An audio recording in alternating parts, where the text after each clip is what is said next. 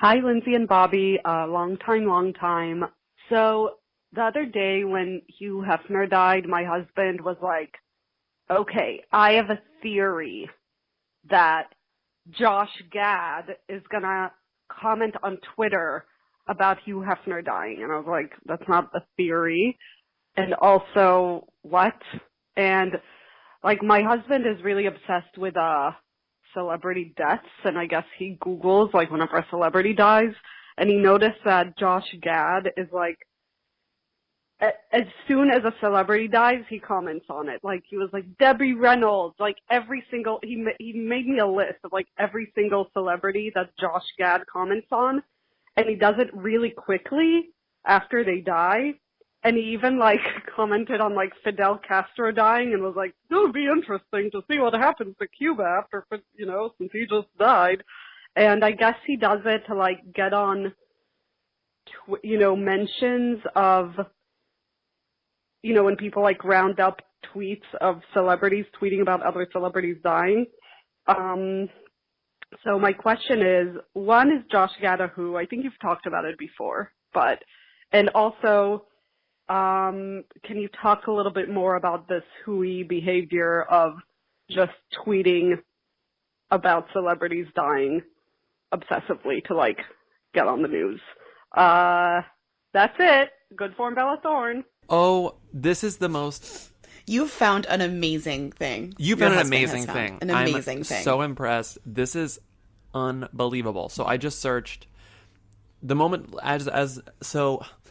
It's spot on what she's saying. That's totally what he's doing. It must be about how he will get put in every single roundup of celebrities react to blank's death. Because if you search on Google, in quote, celebrities react, and then death, and then at Josh Gad, you will get celebrities react to Jerry Lewis's death. Celebrities react to Martin Landau's death. Celebrities react to Carrie Fisher's death. Christopher Lee's, Jerry Lewis, Mary Tyler Moore, Leonard Cohen, Florence Henderson, Fidel Castro.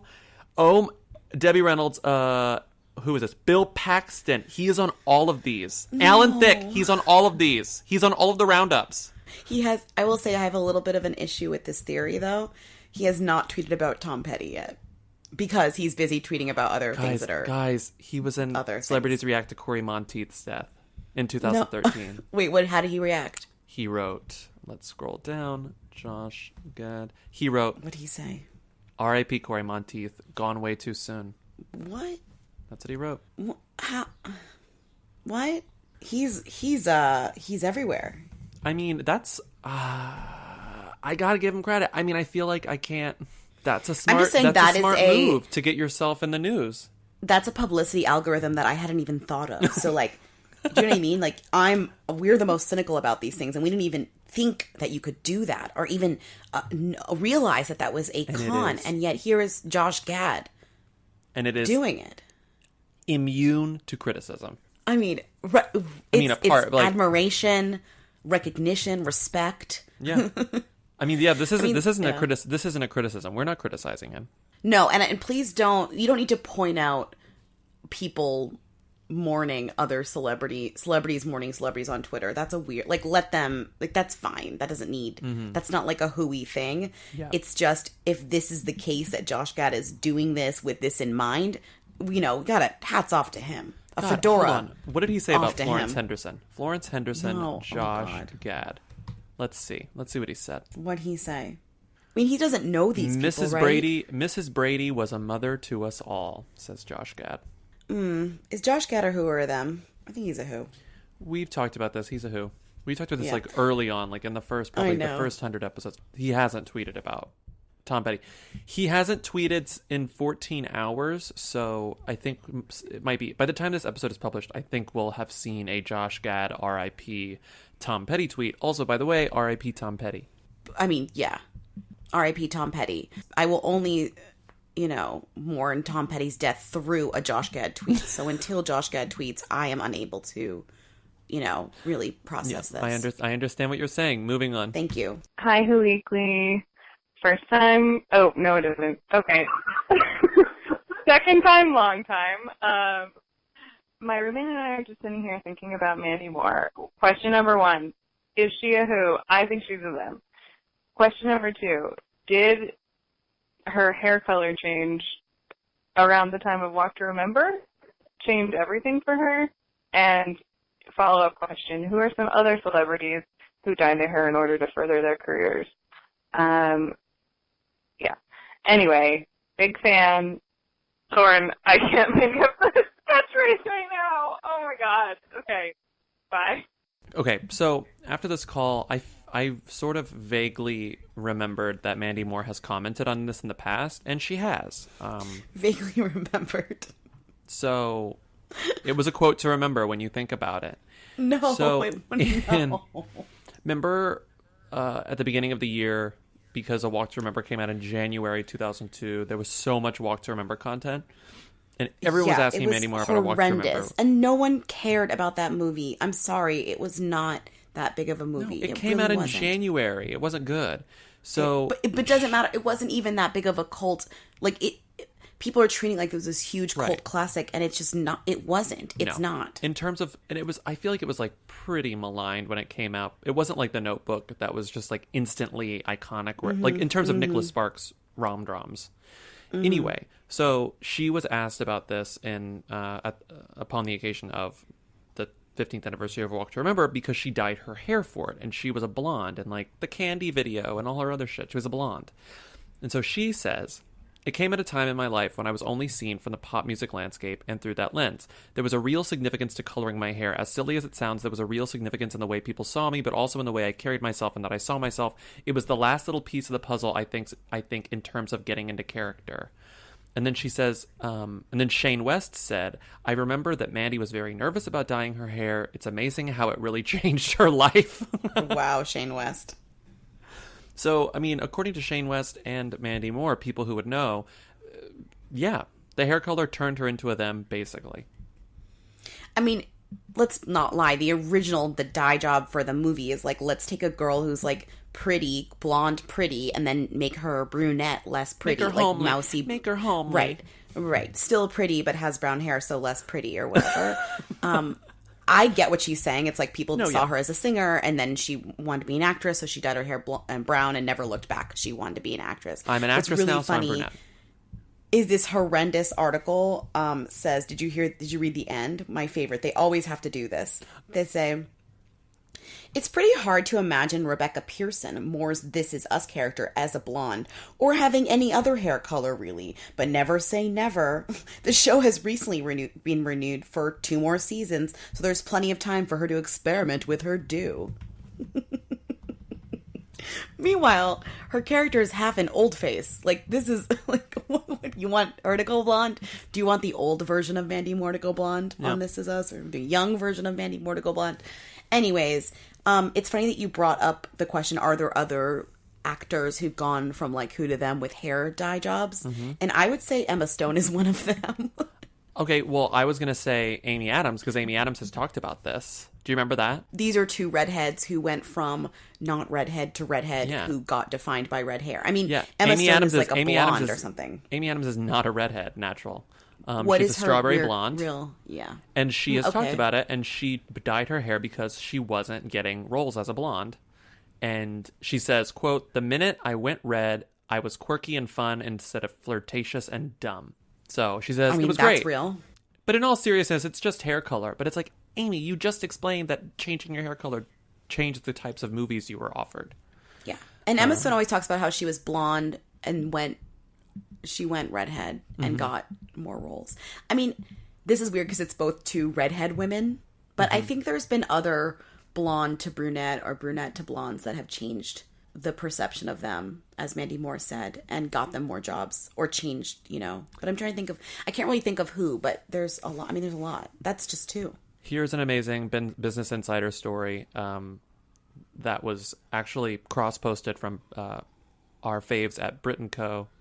Classic. The headline is, Emma Stone changed her hair color, and it looks amazing. And then the Business Insider summary, 3 bullet points. Bullet point 1, actress Emma Stone no longer has strawberry blonde hair. Bullet point number 2, she recently made the switch back to light blonde hair. Bullet point number 3, some are now questioning if her decision was due to an upcoming acting role. Amazing. Oh, you know whose hair color changed their career too? Who? Zooey Deschanel. Wait, what was it before? She was a blonde in Elf. And then she went brunette and the bangs, and that was like, oh, look, now she's like Zooey Deschanel, like the way that she's meant to be or whatever, and people became obsessed with her. I'm telling you, it's very... So her natural hair color is not brunette? No, I think she's naturally a blonde. Or she went blonde and then back to brunette. I don't know. Please don't quote me on that. But also, I think Gossip Girl, not Blake Lively. Blake Lively's... I think Blake Lively is a brunette, but I think Leighton Meester is a blonde. And they switched hair colors so that, you know... Blair would be the brunette and Serena would be the blonde, like to go with the plot line or whatever. I mean, there's many of these little tricks and things, but it is interesting to say that like someone got famous because of their hair color. But I do believe the Amy Adams thing because that seems real. And also, isn't her whole journey that she got like famous later in life? So she basically had tried everything. And she tried everything. Yeah. She tried everything. And you know what? She still doesn't have that Oscar. She still can't win the Oscar. I was just going to say that she'll never get Amy Adams gets no respect. Amy Adams won't get an Oscar until she's 85. And guess what? I will be making a themed meal for it. Do you think her hair will be red still then? Or do you think she'll say gray hair changed my life? She'll say got me the Oscar. Gray hair got me the Oscar. We just finished recording and I'm starving. What are you eating for breakfast? Please give me some inspiration. I need it. I don't know about you, but I'm going to have a smoothie from my freezer that I got from Daily Harvest. Wait, what is Daily Harvest? Who is that? Well, first of all, she's not related to dailymail.co.uk, unfortunately, or fortunately, depending on how you look at it. Daily Harvest sends superfoods straight to your door, and each plan comes with your choice of smoothies, activated breakfast bowls, or nice cream. That's quotes, nice cream. Yeah, vegan I got Sundays. it. Do you get it? Because it's not ice cream technically, because it's vegan. Do you get it? Each single serving cup comes ready to blend or heat. Their produce is organic, it's unrefined, and it looks as amazing as it tastes. So if you're not ready to eat, you can just put them in the freezer and then have them whenever, which is really cool. Wait, you can keep them in your freezer? That is the ultimate for a lazy person like me. I love it. Yeah, you just add like almond milk or whatever milk or half and half, and you blend it. And you know how much I love superfoods. I had one yesterday, and it had blueberries in it, Lindsay. Antioxidants. I know, you love a superfood. You love superfoods, but I can't do anything without a code, so you're going to have to give me a code. Well, obviously we have a code. Go to daily-harvest.com and enter promo code WHO to get 3 items free in your first box. That's promo code WHO, WHO, for 3 free Daily Harvest cups at daily-harvest.com. daily-harvest.com. If you're interested in taking vitamins or supplements, you probably know the most frustrating thing about getting started is figuring out which ones are right for you. Is turmeric a who, a them? Are probiotics thems with who tendencies? Look, I'm not the person to ask here, and that's why you should consider Care of. At Care of, you answer questions about your diet and health goals, and they recommend which vitamins and supplements you should be taking. Then, you get personalized daily packs, they're super cute by the way, shipped straight to your door, which are way more convenient than filling up every single cabinet in your house with enormous bottles of supplements you have to sort through every morning. So, go to takecareof.com now and get a personalized recommendation. And be sure to use the offer code WHO and get 50% off your first month's order.